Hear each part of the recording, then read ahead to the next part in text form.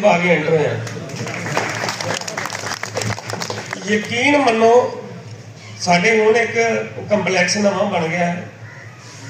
ਯਕੀਨ ਮੰਨੋ ਜਦੋਂ ਇੱਧਰ ਦੀ ਆਏ ਆ ਸਾਡੇ ਉਹੀ ਬੈਂਚ, ਉਹੀ ਕੁਰਸੀਆਂ, ਉਹੀ ਲਕੀਰ, ਸਭ ਕੁਝ ਸੰਗਲ, ਕੁਰਸੀਆਂ ਨੂੰ ਸੰਗਲ, ਸਭ ਕੁਝ ਹੋ ਗਿਆ। ਔਰ ਆ ਜਿਵੇਂ ਆਪਾਂ ਲੌਨ 'ਚ ਬੈਠੇ ਐਵੇਂ ਸਾਡੀ ਬਾਹਰ ਦਾ ਇੱਕ ਲੌਨ ਸੀ। ਆ ਬੋਰਡ ਉਹ, ਪਿੱਪਲ ਉਹ, ਸੋਫੇ ਉਹ, ਕੁਰਸੀਆਂ ਉਹ, ਮੇਜ਼ ਉਹ, ਮਤਲਬ ਸਭ ਕੁਝ ਹੋ ਗਈ ਹੈ।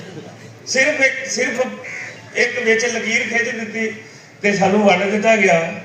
ਬਾਕੀ ਸਾਡੇ ਦਿਲ ਦੀਆਂ ਸਾਂਝਾਂ ਉਹੀ ਨੇ, ਸਾਡੇ ਖੂਨ ਉਹ ਨੇ, ਸਾਡੀ ਬੋਲੀ ਹੋਵੇ, ਸਾਡਾ ਪਹਿਰਾਵਾ ਇੱਕ ਹੈ, ਸਾਡੇ ਮਤਲਬ ਕੰਮਕਾਰ ਦਾ ਤਰੀਕਾ ਇੱਕ ਹੈ।